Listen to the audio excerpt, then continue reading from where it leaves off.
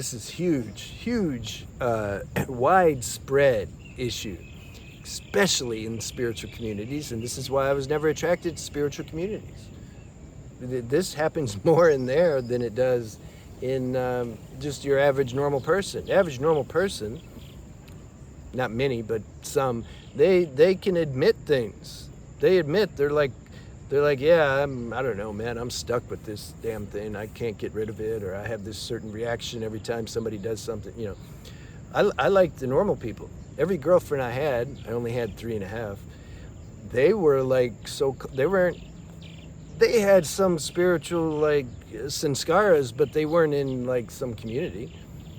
I couldn't handle them, the fluffy fluffs, you know. I remember I went to Bali and I went to Ubud, right? Man, I stayed there like 2 hours.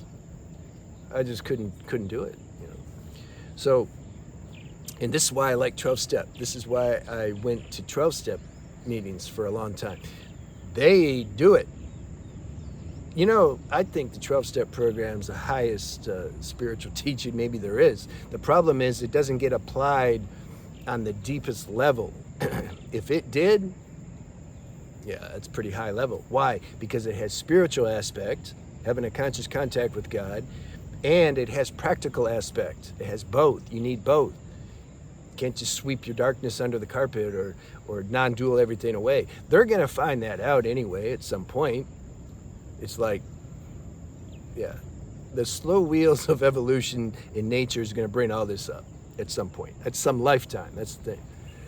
But I liked because in the 12 step, you take inventory of yourself. You take an honest inventory and see, like, where am I acting a fool, basically?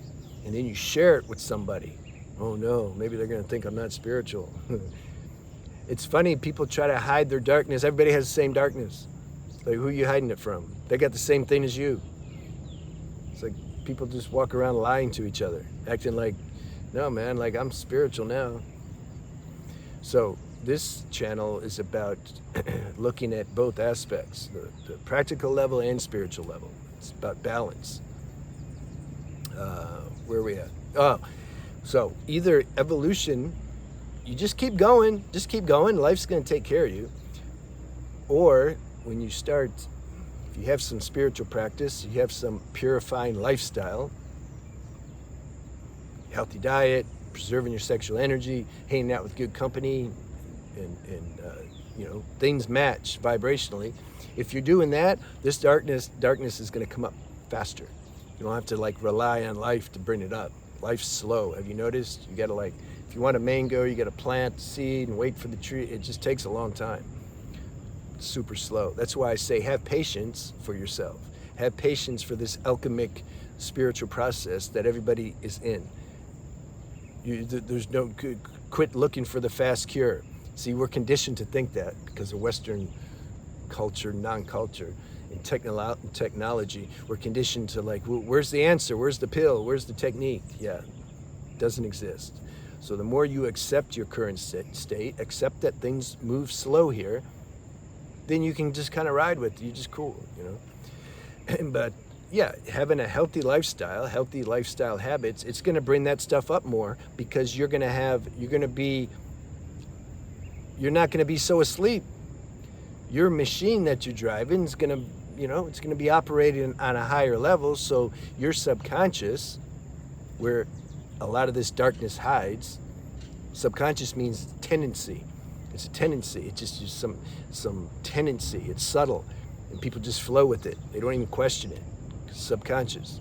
As you get more sharp and sensitive, that stuff, you start to become aware of your tendencies. That's your darkness. Well, we have both, positive and negative tendencies, but we want to be aware of the negative tendencies so that then we can be free of it, and then the positive tendencies increase. This is the game. This is what we're here to do. So when things start coming up, then you start looking at it. You like, don't deny it or run from it or escape. And if you, or try to find some diversion, be aware when you try to do that though. This is the part of the whole process. You first be aware that you're running from something. Like, why am I running? I'm running from anxiety or depression or loneliness, and so now I'm going to engage in some low frequency behavior or do something. You just be aware of that process. You still might do it, whatever, but be aware. That's the first step. You be aware, well, this is happening. And then the highest, actually, this is what a spiritual practice is. This is what it's for. This is why at some point everybody's going to seek divine guidance and power, because you start to realize, damn, I don't have the power to stop doing this. I don't have the power to stop these habits and these tendencies. Like I'm in a perpetual mode of self-sabotage and I can't stop it. Good. That's good that you realize that. You can't stop it, because now there's space for, you can say, the divine to do for you what you can't do for yourself. Again, that takes a while. Then your prayers actually mean something. And then if you come to satsang, you're actually like, you understand that there's a shift that needs to happen. And when you put yourself in higher frequency environments and company, that shift is more likely to happen. And so then you start to shape your life in a way where you just want to be higher frequency, because then the downloads and the shift happens. You start to channel, you can say, the divine intelligence and power. And you want that because that is what's responsible for giving you the strength to step over these lower tendencies and habits and addictions that you can't stop doing, which is causing you pain. That's just all there is to it. Those now, some people, you can say, like, I've touched on this on another video. They say they don't understand, that they're not at the point yet where they see the absolute need to access divine power. They say, for example, like they were smoking. I just quit. I just kept saying, like, no, I'm a non-smoker. I want to smoke. I'm a non-smoker. Okay. Or apply whatever habit you want to that. I just did this technique. I went to this seminar, this retreat. This is an example. I didn't go, I'm just saying. And I went to this and I paid $5,000, and then I was around a bunch of millionaires, and then they gave me all this energy and power, and I just changed my life. Just changed my life. They said, I can do it. And so I kept saying, yeah, I can do it. And now I'm doing it. Yeah, what are you doing? Well, I'm making a bunch of money, and I have a nice car, and I can got a good girl. Yeah, are you really happy though? Oh, I'm so happy. They're not. That doesn't give happiness. It gives temporal, pseudo counterfeit bliss, but it doesn't last. We're programmed to think happiness is found on this level of creation via success. That's defined by the collective mainstream mentality. They haven't hit bottom yet. So those that have, your more older souls, you know that that's not where it's at. So your life is going to be, you're not going to be walking around with the counterfeit smile. And then the mind's like, what's wrong with you? Look at them, they're all happy. No, they haven't even reached your stage yet. The millionaires and the ones driving the Countach, you're at a higher level than them. I'm not paying you a compliment, it's just the truth. What's the definition of true success? Self-realization. You're in the process of self-realizing now, because you can't lie to yourself anymore. Let's let this motorcycle, he has a muffler problem. You hear it?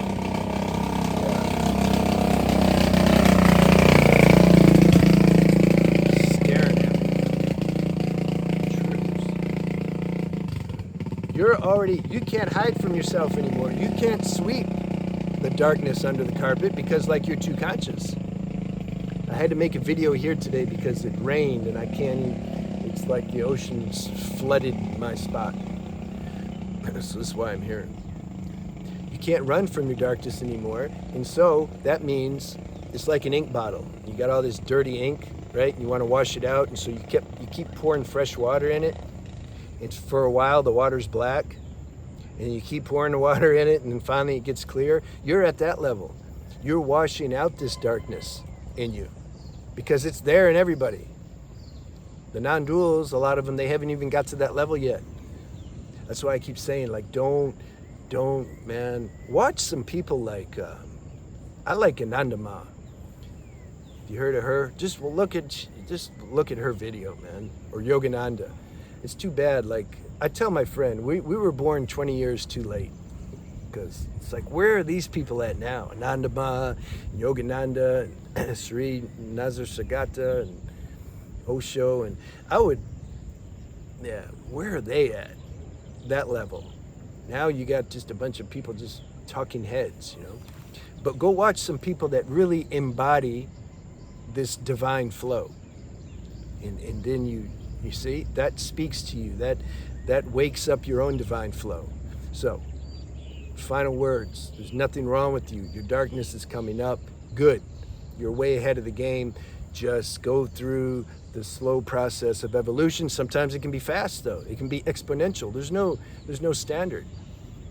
But hang on for a while if you're in that spot. It's gonna pass. All these seasons pass, guaranteed, 100%. And then you can't remember the season anymore. You're like, damn, I wanted to kill myself, but I can't. Why did I want to kill myself? Yeah. All right, I'll see you.